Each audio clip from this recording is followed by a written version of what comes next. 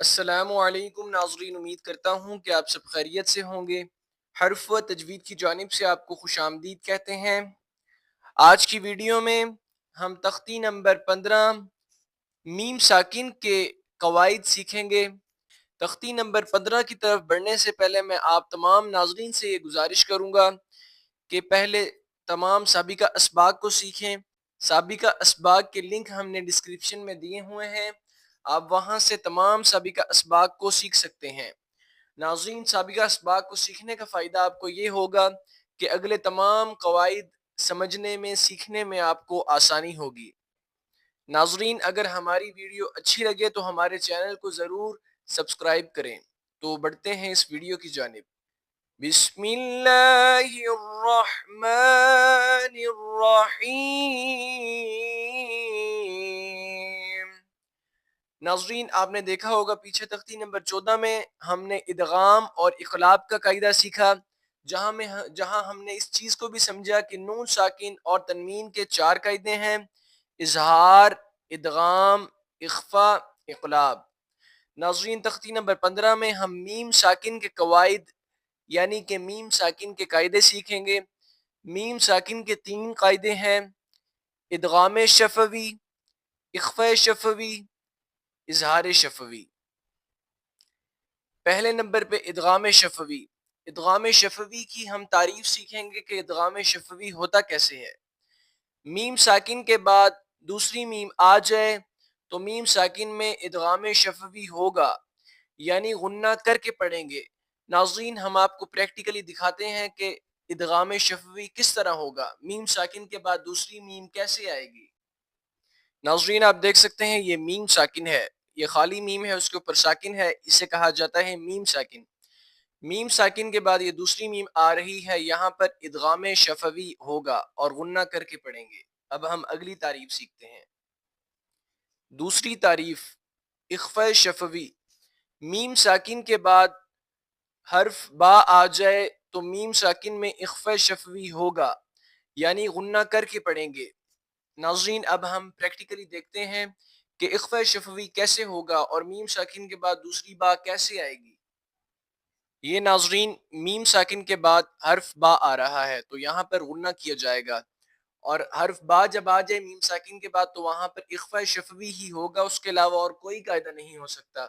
جیسے میم ساکن کے بعد دوسری میم آ جائے تو ادغام شفوی ہی ہوگا، اس کے علاوہ اور کوئی قاعدہ نہیں ہو سکتا۔ تو ان دونوں حالتوں میں میم ساکن کے بعد دوسری میم آ جائے تو ادغام شفوی ہوگا، غنہ کر کے پڑھیں گے۔ میم ساکن کے بعد حرف با آ جائے تو پھر اخفاء شفوی ہوگا، اور اس حالت میں بھی غنہ کر کے پڑھیں گے۔ ان دونوں تعریفات کو سمجھنے کے لیے سب سے بیسکلی چیز یہ ضروری ہے کہ آپ کو تعریف آنی چاہیے۔ تعریف ہی جب آپ کو آئے گی تو آپ کو کلیہ اور قاعدے کا پتہ چلے گا کہ کہاں اپلائی کرنا ہے، کون سا قاعدہ کہاں پر لگے گا۔ اب ہم اظہار شفوی دیکھتے ہیں، اظہار شفوی کی تعریف کیا ہے اور اظہار شفوی کس طرح ہوگا۔ سوال نمبر 3، اظہار شفوی۔ میم ساکن کے بعد حرف با اور میم کے علاوہ کوئی بھی حرف آ جائے تو میم ساکن میں اظہار شفوی ہوگا، یعنی غنہ نہیں کریں گے۔ حرف با اور میم کا مطلب کیا ہے ناظرین؟ حرف با اور میم کا مطلب ہے کہ ہم نے ادغام شفوی کی تعریف پڑھی، وہاں پر تھا میم ساکن کے بعد دوسری میم آ جائے تو یہ میم، دوسری میم آ جائے میم اور با کے علاوہ، حرف با اور میم کے علاوہ کوئی بھی حرف آ جائے جہاں پر یہ دو قاعدے نہ لگ رہے ہیں، اس کے علاوہ اور کوئی حرف آ جائے حرف با اور میم کے علاوہ، وہاں پر ادغام شفوی تو ضرور ہوگا مگر غنہ نہیں کریں گے۔ ان دونوں قاعدوں میں غنہ کیا جائے گا۔ میم ساکن کے بعد دوسری میم آ جائے تو بھی غنہ کیا جائے گا، قاعدہ لگے گا ادغام شفوی کا۔ میم ساکن کے بعد حرف با آ جائے تو غنہ کیا جائے گا، اخفاء شفوی کا قاعدہ لگے گا۔ تو بڑھتے ہیں ہم پریکٹیکلی اپنے سبق کی جانب۔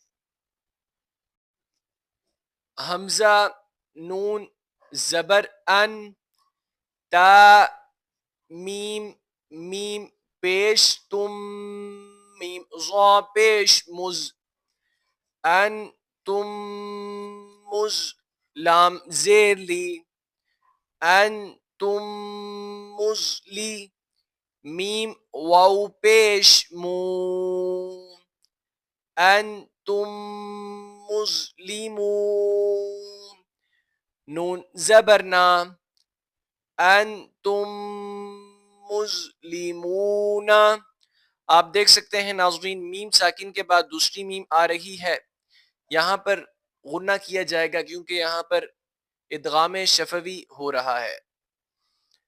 हमजा ज़बर आ, लाम मीम ज़बर लम, अलम ता ज़बर ता, अलम ता, रा ज़बर रा, अलम तारा, काफ नून पेश कुन, ता मीम पेश तुम, कुन तुम, बा जेर बी, कुन तुम बी, हा खड़ी जेर ही, कुन तुम भी ही।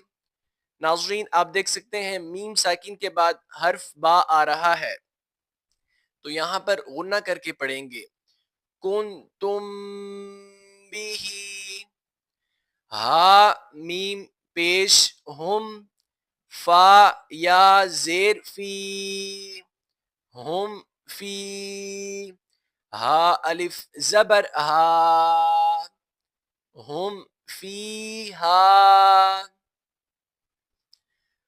वाव ज़बर वा, लाम ज़बर ला, वाला, काफ मीम मीम पेश कुम, मीम अलिफ ज़बर मा, वलकुम मा।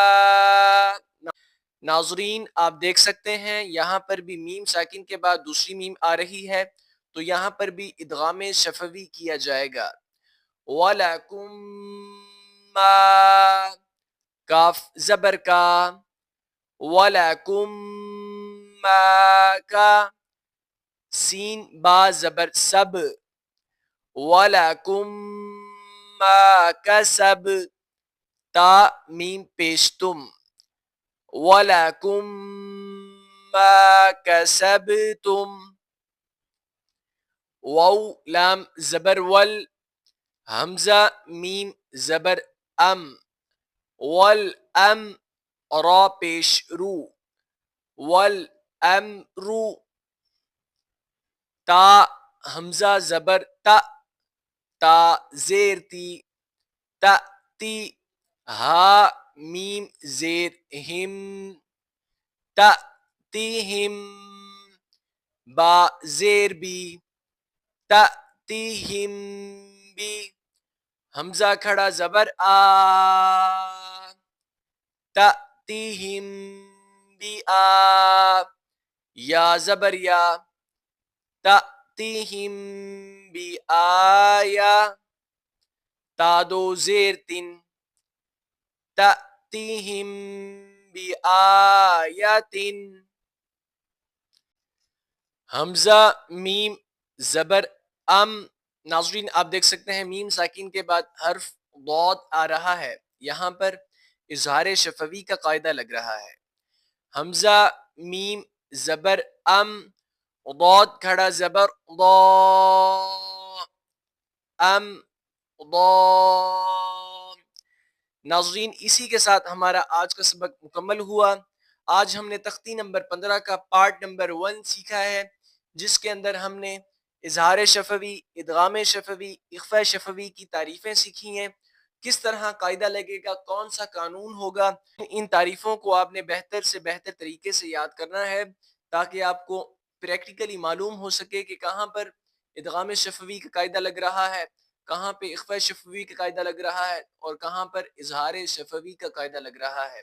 नाज़रीन इंशाअल्लाह ताला बाकी जो सबक बच गया है हम 2 पार्ट्स के अंदर मुकम्मल करेंगे। अपना ख्याल रखिएगा। अस्सलामु अलैकुम व रहमतुल्लाहि व बरकातुहू।